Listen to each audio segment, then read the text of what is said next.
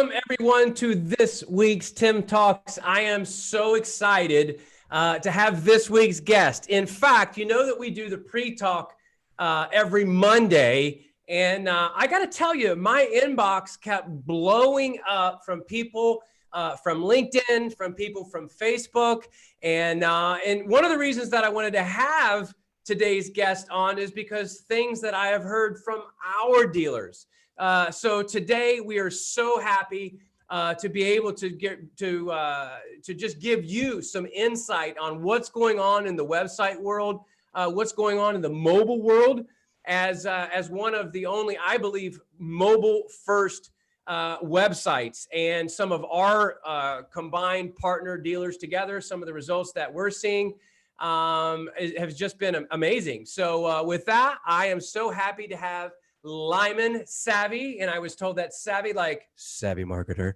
So Lyman Savvy, we are so honored to have you, and we are very excited to see what you have for us today. Yes, thank you for having me on the show. I'm excited to share all the knowledge and insights we have about how consumers shop today on the mobile devices and how mobile first versus mobile responsive is different. So looking forward to the show. Awesome. So a little bit, we have a lot of website partners. We don't provide websites at CarNow. My friend Joe Chura at Dealer Inspire does a fabulous job. We have to be, as a company, Switzerland, and me, of course, is trying to get everybody together. We have to be Switzerland, but we had to take notice of what you were doing. I saw you on a week or so ago with my dear friend David Kane, and we just wanted to give you a platform. Or what are you seeing? You talk about mobile first. Give us that. What is let me start with an easy question. What is a mobile first website? Yeah, great question. So mobile first means we actually started designing website experience, car shopping experience on a mobile device. So mobile first means you're literally starting with mobile first user in mind, instead of mobile responsive means you started designing a website and car shopping experience with a desktop user in mind, and then it responds to a mobile device. So when you're designing something for a mobile screen, it's a very different design process. It's very different things you have to take into consideration.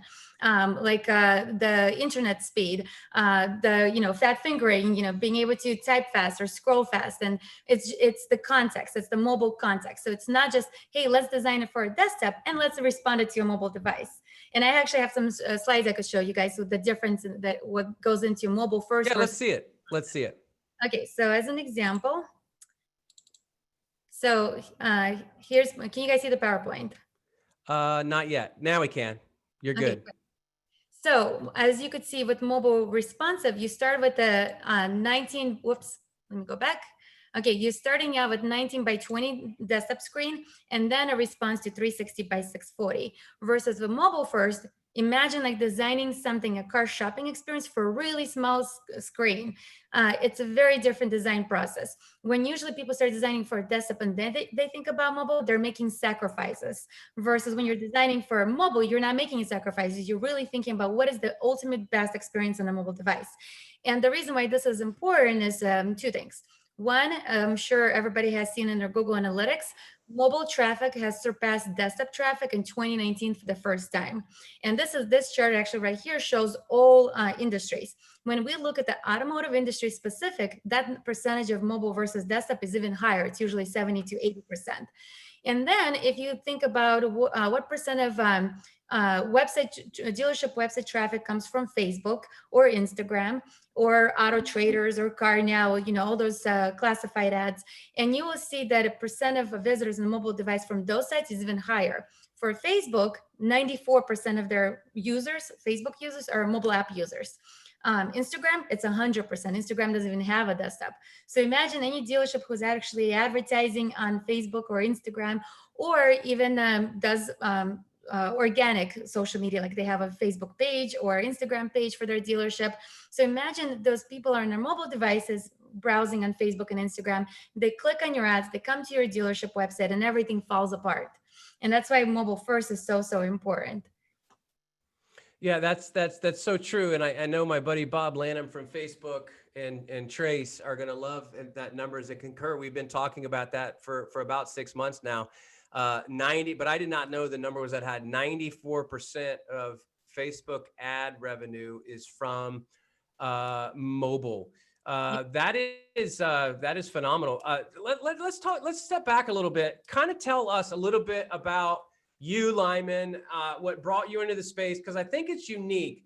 Now there's pros and cons to everything. You know, myself, I've been in the car business since probably before you were born, very, very long time, 1989, and know the ins and outs of the dealership. But as far as marketing and as far as, you know, looking from the outside in, I think it's very helpful. But can you give us a little, as we back up just a little bit, give us a little bit idea of who you are, your idea for this mobile first website, and your background looking at it with a completely different lens. All I want to say is this, you know, I've said for years, and here for the last 6 months with Tim Talks, you know, we as car guys and girls, we really think that the automotive business is different than every other business. Yes, it's more complex. Yes, it takes longer to buy a car. Yes, other than, you know, a pair of pants or you know, a camera or whatever on Amazon. We get that. But we think those same customers that shop on Amazon, download the app at Starbucks, we think they turn into somebody completely different when they go in the car business, when in fact they're exactly the same. So I find that intriguing. I think it's well needed, but just give us a little of your background and what gave you and your partners, I believe, the vision to start 321 Ignition. Yeah, so it actually happened pure accident. My background is I've never sold a car in my life. I've never worked at a dealership in my life, but I've been doing marketing for over 18 years. I started at House Values, which is now Zillow acquired House Values. I was one of the very early employees, like employee number 50, and then they became publicly traded company, trading on NASDAQ, then Facebook or Zillow acquired them later on. I went on to a bunch of startup companies, but as well as Fortune 100 companies like Capital One and Microsoft. So I have a very broad experience of working across multiple industries, large companies, small companies, and you learn all kinds of stuff. At a small company, you learn to test a lot and go quick. At a large companies, you learn processes and scalability and stuff like that. And so I came across this idea of starting a 321 Ignition by pure accident. I was helping a friend who worked at a car dealership. She was my best friend. And naturally, she would always call me and ask me for marketing advice because I've been doing it for such a long time. And the more and more I kept helping her, the more I realized that there was no good solution for a website in the automotive industry. She was spending about $50,000 to $60,000 in advertising every single month. But it doesn't matter how much you spend on marketing. It doesn't matter how great your ads look if people are clicking on your ads and they're coming to a broken landing experience, which is your website. And so I kept telling her, change this, add this. But there were a lot of limitations because the website providers that she was using, as you guys know, a lot of them are templatized, and there's not a lot of customization. So it seemed like the platforms that were available were a little bit outdated, and it was hard for them to make the changes that needed to be made. And so I'm like, okay, I need to do this myself. And that's how 321 came about. And so tell me, so was her dealership the first dealership that you launched in? Tim, funny story you asked that, and there's probably too much information about this. But she actually told me that I cannot work with her competitors. And so our friendship was actually broken after that, which was very sad. Oh, good news. Good. Sorry that I brought that up. Sorry. But, we all have stories and things happen in life that make us who we are now. So, I mean, you go on. But let's take a look at, we share a client. The first time we heard about you was our partner dealers. They've been using CarNow, I think, for about 5 years, 4 years at least, almost since the very beginning. Let's talk about Fisher's Imports, which is give them a plug. The guys at Fisher's do a fabulous job, independent, mostly Highline, but they do a fabulous job, and we both have them as clients. So I would love to see for you to show maybe somebody show them, and then possibly show somebody else that's using, I don't want to say, let's just say something else that the experience isn't quite the same. Yep. Let's do it. Okay. So can you guys see my internet browser right now? We can see it. Yes. Okay, perfect. So this is a Fisher's Imports website. And the funny thing is every time we do a demonstration to a dealership, they always ask us, well, do you get a one website for desktop and one website for mobile? I'm like, no, it's actually one website and it looks great on desktop, but desktop to me is table stakes. How can a website not look great on desktop? You have so much space to actually make it look really, really great. So the most important thing is the mobile. So let's change this website to a mobile view so you guys could see what it looks like. I'm going to click refresh. So this is what it looks like on a mobile device. So this dealership, they have 2 locations, and like you mentioned, Tim, they're independent dealership. So one is you could see right away here, you click to go, click to drive if they have multiple locations. If you click on this little navigation, opens Google Maps. You click on the phone, and it starts dialing. If you click on this little search bar, it opens this little search bar up. The big thing with mobile first is you have to account for every little pixel. No pixel can be wasted. Like everything matters. Like you don't want people just spending time scrolling down. So as an example, let me show you this. So this is a one dealership website. And I'm just randomly picking random websites. We could do this with any websites we want. So this is what their website looks like on desktop. So let's change it to mobile device. Let me show it to you. So I'm going to click refresh. So it turns into mobile. So as you can see here, right away, look how much space is wasted with logo. There is no need to have a logo just right here. If you look at it here, how we put the logo right in between the calls to actions, every pixel is accounted for. Don't waste pixels. So if, do they even have a search bar? This dealership, oh, there's a search bar. So it was actually hidden. So again, this is an example of an afterthought. It's not, if you were designing for mobile, you would have made it more prominent. So they have here click to driving directions, but it's not that very noticeable. They don't have click to call. Oh, I guess they have the click to call here. So you see how everything is like all over the place versus like if you go to any software company, if you go to Zillow's website, every pixel is accounted for. So everything, is in the top bar. So the other most important thing that I noticed that happens all the time, and let me show you guys actually another example. So Stephen Wade Nissan is one of our dealership websites. This is their website on the desktop, and of course it looks great. And it has, let me move this here. So they have, a bunch of marquees and things like that. So now let me change it to mobile. Let me click refresh. Okay. So you see how here these marquees, you could actually read them. You could actually see what it says because all of our marquees are HTML5. It's not just a static JPEG or PNG. It's actually text. The benefit of that is one, it's actually good for Google because Google can crawl HTML, but they cannot crawl images in JPEG. So in contrast, I'm going to compare it to Planet Nissan dealership. So I don't know who they use. I'm sure I could scroll down and find out, but this is their website on a desktop. And now let me change it to a mobile. So look what happens. So I'm going to click refresh to make sure it's a mobile view. Okay, so you see how there's this big white gap? That's because these marquees were actually supposed to be this size, but because it's JPEG and PNG, when you change it to mobile, it doesn't resize correctly because it's just a JPEG or PNG. So this is another example that I noticed a lot. And this is, by the way, really, really important for OEM dealerships because OEMs are constantly running special offers on financing, or maybe there's a new model just came out 2021. But if your marquees, your sliders, are only designed for desktop, that means only 40% of visitors, less than 40% of visitors actually even knows you have those promotions or offers. So then what you're basically wasting time building them and designing them if nobody can actually see them. So that's another example. This reminds me a lot of, and we gave a talk and we're getting ready to give another 2 talks before the end of the year. The future of automotive, and the future of automotive, you can't talk about the future of automotive and automotive retail without talking about Facebook, without talking about Google My Business, and without talking about Apple Business Chat. But when I'm looking at this now, and I've got to tell you, I thought I looked at it before, but it's clear to me now. This hat, especially the call to actions on the top, using that landscape well, Google My Business does a really good job of that as well. So in Apple Business Chat. So both of them, remind me of this UI that you've created here.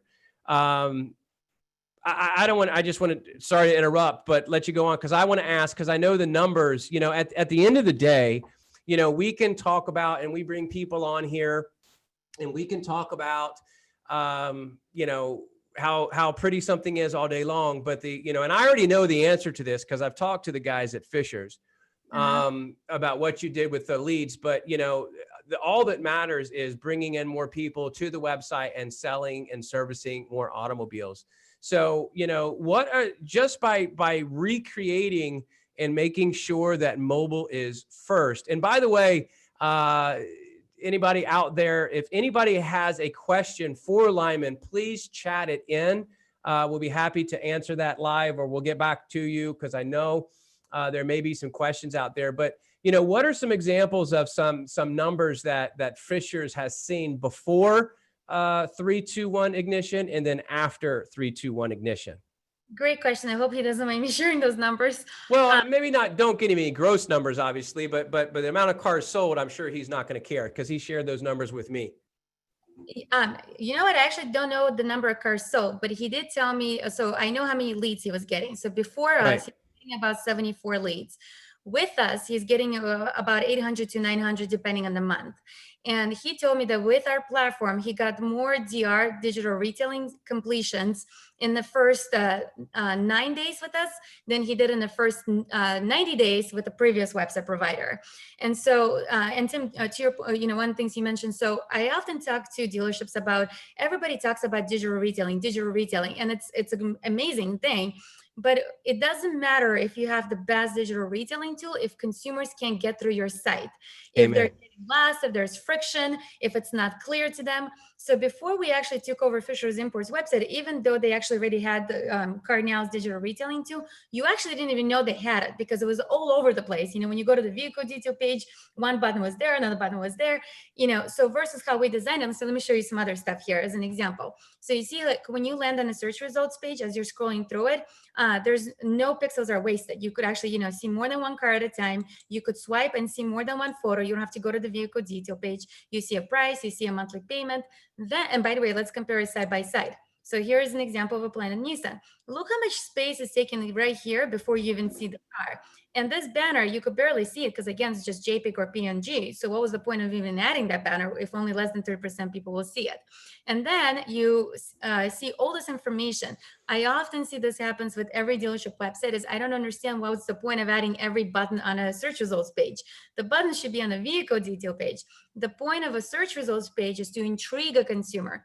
The point of a vehicle detail page is to educate them and sell in the car. So you want to make it frictionless, but versus here, you have so many calls to actions. So then let's go to vehicle detail page, Fishers Imports versus that one.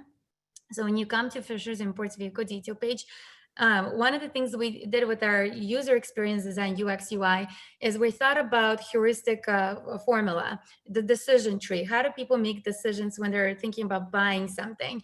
How do you get more micro yeses along the way to get to the ultimate yes, which is the sale? And so when somebody comes to a dealership website, the first thing they think about is, well, do I want this car? The next question, well, can I afford this car? The next question is, well, how do I buy this car? So it's a decision tree. And so you want to put the most relevant calls to action, the most relevant information right next to each other. So as an example, as you're scrolling through this car, it's like, oh yeah, these pictures look amazing. I see the mileage, I see the colors, I see here's a bunch of information. Okay, yes, I want this car. Well, can I afford this car? Well, here's the price, here's estimated monthly payment. And this is not a DR tool. This is just meant to be like, for them to play around and do their homework. One of the goals I had when I was designing this platform is, how do I help dealerships increase trust with their consumers? The way you increase trust with consumers is by empowering them to do their homework. So as an example, when you click on this little pencil icon, you could actually select here and say, well, my credit score is really bad, or my credit score is really good. And it tells you, well, here's approximately what your interest rate is going to be. It doesn't mean you're pre-approved. This is just a way for you to play around with it. Or you could say, you know what, I've been pre-approved with the local credit union for 1%.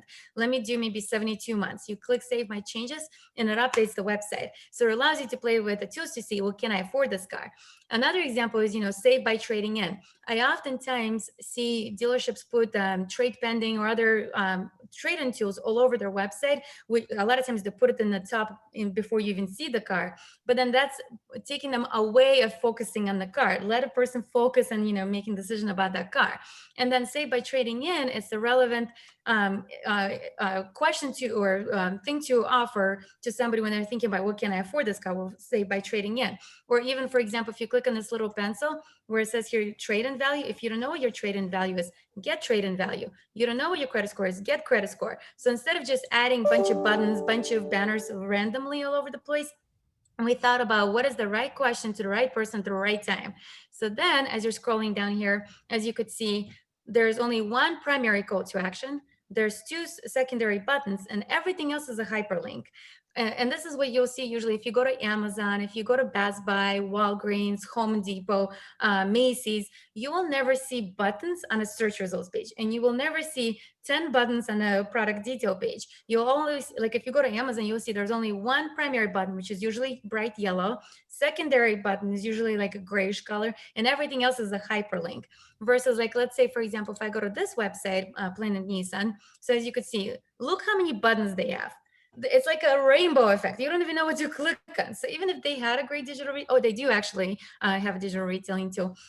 It's not very obvious. Like, okay, what action should I take? And see payment options, see our best price, check availability, request information. Well, I mean, there's so much going on here, and then you don't even know where to click on. And you see how right here they have a search. So this little search, you could barely even see it. So they're taking up more space. Versus look at here how we put search right here. And by the way, when we were building our platform, we were looking at Best Buy, we were looking at Revolve, which is a huge e-commerce platform, which majority of their car shoppers is mobile. And so we got the best ideas from the e-commerce giants of the world, instead of just looking at, oh, how is everybody else designing websites for car dealerships. And we made it like using all the direct response best practices, all the UX UI best practices. Even like, for example, if I click on get shipping quote, we have an API integration with Ship Your Car now, and start buying it online. So by the way, start buying it online. Okay, now that I know what my approximately estimated payment will be, now I want to start buying it online. This is where it opens the CarNow tool, digital retailing tool. So everything has a purpose to it. It wasn't just randomly, let's just slap on another button. So here I'm going to close it down. And the other thing is, we also wanted to make sure everything is mobile first. So the forms are mobile first. There's a lot of urgency. So for example, if you click on test drive in a person, it says next available today at 12 p.m. It knows what time it is right now. It knows what time the dealership opens, what time the dealership closes, and it creates urgency and says the next available appointment is within 30 minutes. You click on it, it actually opens a scheduling tool for you. So let's say if I select this, click next, and you fill out the information. And by the way, one of my favorite things, let me do this. Lyman Savvy, Lyman at 321ignition.com. I'm going to put the phone number. So click next. And look at this. And then once you book this test drive, instead of just having a basic form that says, thank you, somebody will get back to you, it says you're scheduled for a test drive, add it to your calendar. So imagine a person adds it to their iPhone calendar, to the Google Calendar. When they're in their car, all they have to do is open their phone, click to drive. But then we're taking it one step further and saying, okay, before you go, save 1 hour at the dealership, get pre-approved. You click on get pre-approved, it takes you straight to the get pre-approved form. So instead of allowing them to abandon the experience, we're taking them further and further down the process to get them to, by the time they walk into the dealership, they're qualified, they're pre-approved, they've done their homework, they know what they're getting themselves into. And one last feature that I'm absolutely obsessed about, which we, by the way, somewhat copied the experience from Best Buy, and we even perfected it more than Best Buy, is our car comparison tool. So let's say, for example, this car is $259,000, this car is $213,000. Obviously, I buy those cars all day long.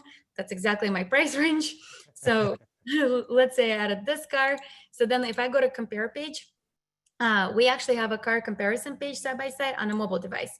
So when you click on it, it says, hey, rotate your phone and you see better. So if you rotate your phone, you could actually see all the cars side by side. None of the other website providers actually have a comparison tool on a mobile. They only have it on a desktop. And on a desktop, it's not even the best experience. So let me show you side by side comparison. So let me click refresh and let me go to Planet Nissan as an example. So let's see if I go to their new view inventory. Let's see. Yeah, they don't have it on a mobile. Let me go to desktop view and see if they have it on a desktop. Come on, load. Okay, so they do have it on desktop. So if I click on here, compare, let's click on compare. Let's click one more compare and one more compare. So now how do I actually get to, or there it is. So if I click here, let's go compare vehicles. Okay, is it showing me? Okay, so here's an example where you see with other websites. You see a static page that basically just shows one photo, the price, and just static information. And then there's no calls to action. The calls to action is go back to the vehicle detail page. Versus, here's our car comparison page. So you could actually drag and drop the order of the cars you want, because sometimes it's not just by sort by numerical stuff. Maybe it's some other order you want to sort it by. So let's say, for example, I'm going to show $143,000 car, 123,000. And 213,000. So first over here now, you'll be able to actually swipe and see more than one photo. So you know how Google talks about the moment of truth. When somebody is about to make a purchase decision, make it easy for them to make that purchase decision, the moment of truth. So don't tell them go back to another page to do research. You're actually keeping them on that page. Most importantly, right here, it shows price and it shows a monthly payment, because our goal is to help dealerships increase their average gross profit per car sold. So here you again could actually play with the payment calculator and say, you know, like my credit score, whatever it is, let's say I want to do $20,000 down payment because those are really expensive cars. You click save my changes and it updates throughout the whole website. Consumer doesn't have to keep filling that out. And so most importantly, so look at this. This car is 123,000.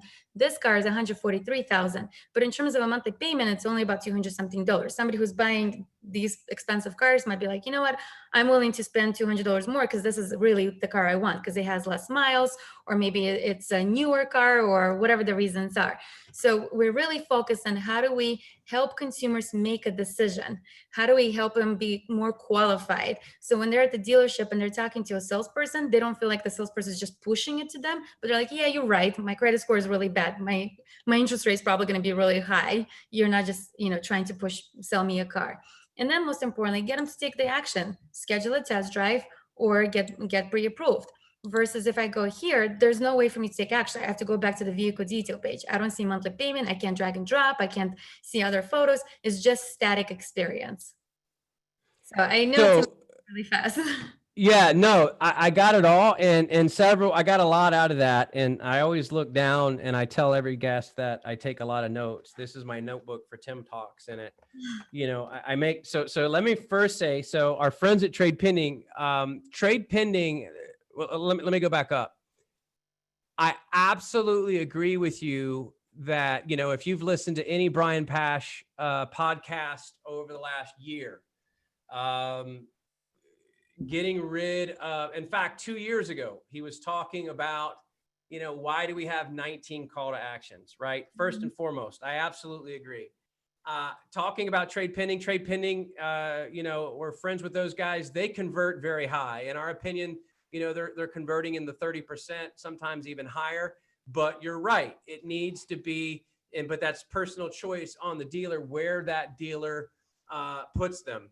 I really want to hone in on when you're talking about a dealership, and we're not going to mention any other, you know, we've got friends at every website company for the most part, because we work with so many. But I think it's something that everybody needs to take notice of. You know, there's a common theme here. We go into our car guy or girl box and we think that shoppers want 19 call to actions. You know, one thing that we need to talk about, Lyman, offline is the scheduled test drive. And this isn't a Carnell demo, but the scheduled test drive, automating that process. We've seen just by automating it, not even allowing people to go through that process, but just automating it using AI, we've seen a 129% increase. I am absolutely picking up what you're putting down. So number one, even though amazing tools like Trade Pending that are closing, in our opinion, because we see the numbers higher than most, make sure that you don't have it 9,000 places. Make sure that optically you're using the space on your website. Number two, and most importantly, the same thing that we've been preaching. And Lyman, we knew kind of what we were going to talk about, and I knew we had multiple. But it's funny, and I'm pretty sure you've never listened to a Tim Talk before, but you know, we've talked about this and we've been talking about this. But what I want to focus in on is when you first started that conversation. And listen, I'm sure that our friends at Fishers may want to, you know, confirm this, and I'm confirming to you what Lyman just told you. They went from, let's call it 75, let's give them the benefit of the doubt, to 100 leads through their website, to 700 or 800. Let me say that again. They went from 75 to 100 leads. This is not a franchise store. that spends, you know, 500,000 a month on digital spend. I'm gonna say it a third time. They went from 75 to 100 leads a month to 700 or 800. And when you boil all the water out of the pot, as we say in Kentucky, all you have left is making sure that the mobile experience, what Lyman has done with 321 Ignition and her entire team, is simplifying the process. Lyman, wouldn't you agree? Simplifying the process. Don't make it user friendly, like a Google My Business or an Apple Business Chat. And when people do that, and even if you know, that's something that they can do right now. You've got something else on the screen now that you want to go over. I wasn't good at math, so those equations scare me a lot. So I'm going to let you talk about that. Equations. So I'm a total numbers nerd. Like I obsess over data. I obsess over testing. And I always say one test is worth a million opinions. And there's this institute called MECLabs Institute. It's an experiment organization. I'm pretty sure they might be nonprofit, but I'm not sure exactly. And so they've actually perfected this little formula, this conversion sequence. Like, how do you get more conversions? What's the probability of you getting the ultimate yes, which is a car sale or a lead? And they came up with this formula, and the numbers don't really matter versus what the formula really means. And what they talk about is, in order to get a conversion, the first part is 4M, which is motivation. How motivated is the consumer? So if somebody needs a car versus, you know, just wants a new one, obviously they're going to be more motivated and they're willing to jump through more hoops.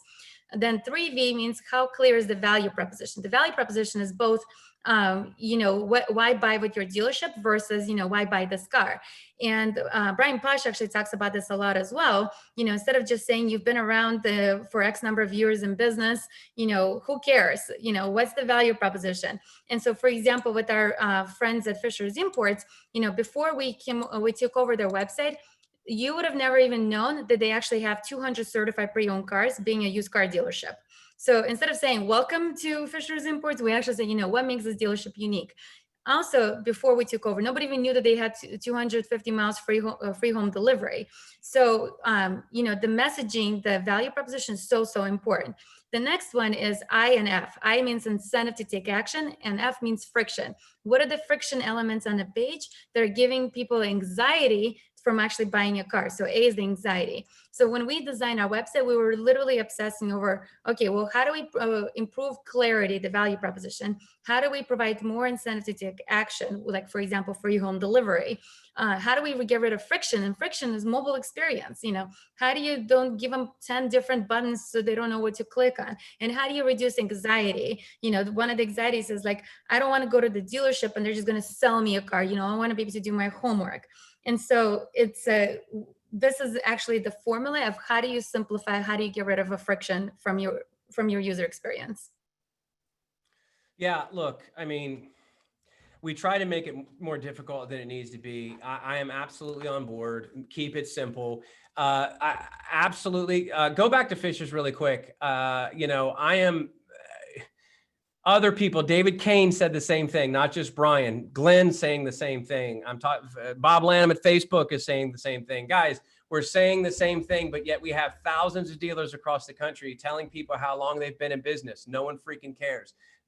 We're telling people, you know, we have the biggest selection. We're telling these people, other than, do we want to know how many certified? You know, this is an independent store, so they don't have a banner hanging over. I was talking about like the desktop, just to show those call to act, the yes, 200 certified pre-owned cars. The next one was, what was the next one up there? I think it was, we ship within. I would want to know that. I just purchased a vehicle and I purchased it in Florida and they sent it to me. I only had to drive an hour and a half. That's important to me. That widens my stance. So we have to start landing the plane. Lyman, we're going to have you back on Tim Talks. You know, we have to keep them somewhere around 30 minutes because if people see 40, they're like, I'm not watching that. And there's so much good content that we'll break this up and we'll possibly take some questions. Usually after every Tim Talk, either my phone blows up or I get some emails from people. So to summarize what Lyman has said, number one, off to a great start. You know, and quite frankly, I'm just telling you, at first, we heard from Fishers, we heard from our team, hey, this person from 321, we've never heard of them before. They want to make all these changes, this and that. So I'm like, okay, well, let's listen. So you and I connected. And then when I heard what you were saying, it was the same thing that we were saying. It was just saying it differently. So I even think let's talk offline on how we can help more of our customers with for example, maybe automating scheduled test drive and all those things with other features to really make a slick experience. But thank you so much for that. And again, at the end of the day, the thing that I want you to take away, no matter what you think about what you just heard, I'm going to say it again, 75 to 100 leads a month to 700-800 leads a month. Guys, it's incredible. And it's all about just the user experience. Lyman, I'm going to let you close us out before we close out Tim Talks. Any final thoughts to our listeners? Because this usually, we have 500 or 600 people that have signed up for Tim Talks. We have people joining live, and then it gets shared everywhere. So what do you want to tell people that are listening today? Just to close. First, you have to go mobile first. And by the way, one last stat I forgot to mention is Google bots are now using mobile first indexing for crawling and ranking dealership websites. So mobile first is not just now important only for converting visitors, but it's also going to be actually impacting organic ranking. So if anybody, oh, sorry, go ahead, Tim. No, I just said, wow. Okay. Yeah. So if anybody ever wants to geek out over marketing and wants to talk to me or just even pick my brain, I love doing that kind of stuff. I breathe, eat, sleep marketing. So how does someone get a hold of, I'm assuming it's 321ignition.com. Is that correct? Yes, that's our website, 321ignition.com. And I have my contact information on there, but I'm also on LinkedIn and Facebook. So feel free to reach out, Lyman Savvy. Lyman Savvy, thank you so much. Listen, I again took pages of notes. There's things that we're going to talk about offline that we can come together, things that we're working on behind the scenes that'll actually even hopefully lift those numbers even higher. Because listen, no matter what your company is, what your dealership is, like we said before, if you walk into any meeting and you're the smartest person in the room, like you figured everything out, you're missing out. So great things happen to people and great things happen to companies that humble themselves, ladies and gentlemen, and go into every conversation wanting to learn something. So Lyman, thank you so much. Thank you. Some of your team I've connected with over the last 24 to 48 hours. So hopefully we get to know you a little more, and it's going to be exciting watching you guys grow to be yet another one of our website partners. So thank you for that. And as always, guys, thank you for joining Tim Talks. Please join us again. Are we having, I believe, Digital Dealers coming up? So I believe we're skipping over next week. If not, we'll let you know. We're going to send that out, but just to take a break there. But other than that, as we always say, no one's smarter than everyone, and let's just get better together. Thank you for tuning in. We'll see you soon. Thank you, Lyman. Thanks, Tim.